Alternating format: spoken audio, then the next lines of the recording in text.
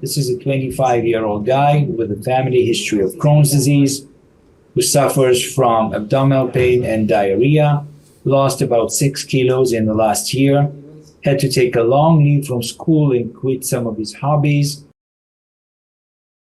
First of all, let's go to ECHO recommendations and ECHO guidelines. And ECHO suggests that in patients with clinical suspicion of Crohn's disease and normal endoscopy, including surveillance of the terminal ileum, we should consider small bowel endoscopy or cross-sectional imaging to survey the entire small bowel. Much recently, we have actually translated this concept into a treat-to-target concept, a treat-to-target prospective study, where we enrolled patients in clinical remission. One of the great advantages of the VAFT procedure is that unlike lift or flap, the tract can be an unusual shape. We can undertake what we might call a non-anatomical repair. This is a phrase that we brought in with the Top Class Consortium's development of a new perianal Crohn's disease classification.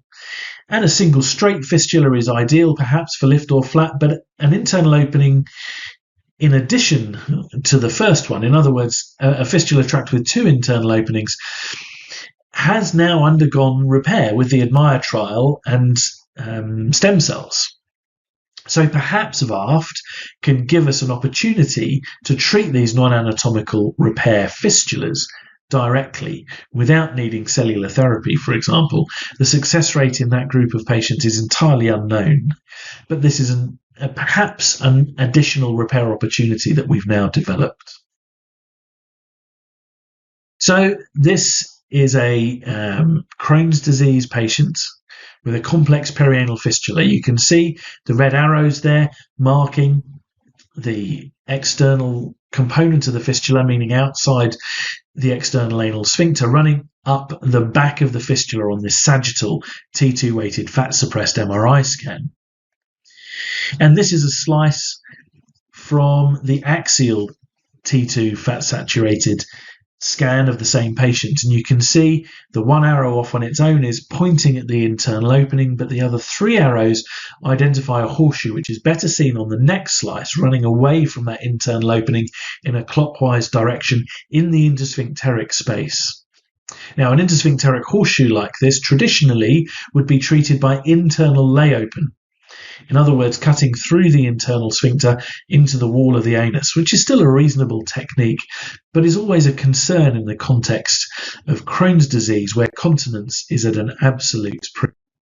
So we can undertake a DVAFT procedure, burning out that horseshoe tract in the way that and on this occasion, fortunately, that horseshoe was eradicated. You can see the white high signal that we saw on the previous scan has been replaced by this low signal intensity black scar tissue in the intersphincteric space. The internal opening persists. I'd left a seat on in here. This was purely an operation to try to rationalize the fistula. And you can see the difference as we look at these 2 scans. And then posteriorly, you can see that sagittal image has also demonstrates beautifully a reduction in that kind of high volume fistula into much lower volume one. Now, you still need to recognize that there is fistula here rising above the internal opening. So there's still a cephalad extension here that we need to treat in one way or another. The laser probably wouldn't achieve that, even if it could cope with what is still a relatively wide fistula.